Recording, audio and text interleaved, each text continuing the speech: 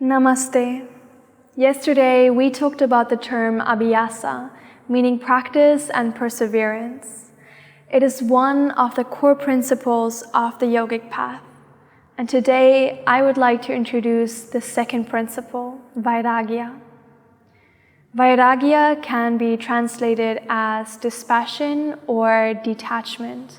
In particular, the detachment from the material world and its pleasures and sorrows, ups and downs, highs and lows.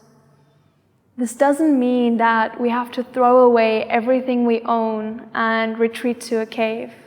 No, we can practice Vairagya and be established in our daily life with our family, our career, and our material possessions. True Vairagya is an internal state of mind rather than an external lifestyle. Vairagya is a state of mind where we let go.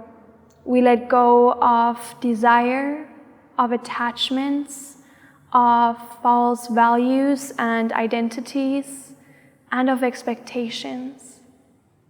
We realize that money, fancy clothing, a car, we realize that these things don't bring true, lasting happiness.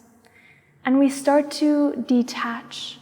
We stop attributing our self-worth to our bank statement.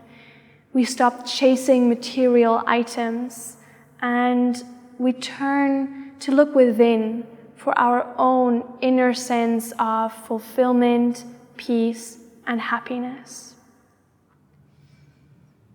Even though Vairagya, detachment, and abhyasa practice seem like opposing concepts, with abhyasa being very much this never give up attitude, and Vairagya being about letting go. These two principles are the support and the guidance on our yogic path. Abhyasa takes us through effort and perseverance towards perfection, towards stilling the fluctuations of our mind.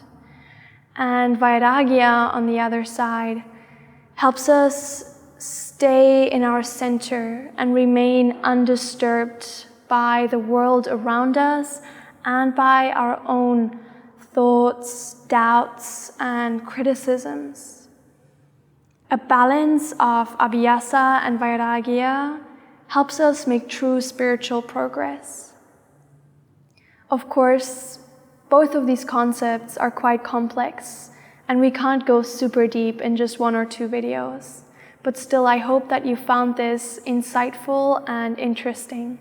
And of course, there's a lot more information available online, and maybe you would even like to take some time to contemplate Vairagya and abhyasa in your own life. Contemplate what you can let go of, what expectations you're putting on yourself, what holds true value for you and why. Are you trying to find happiness outside of yourself? And how can you cultivate that practice of resting within and finding your own happiness? I will see you again tomorrow. Until then, I hope you enjoyed today's practice.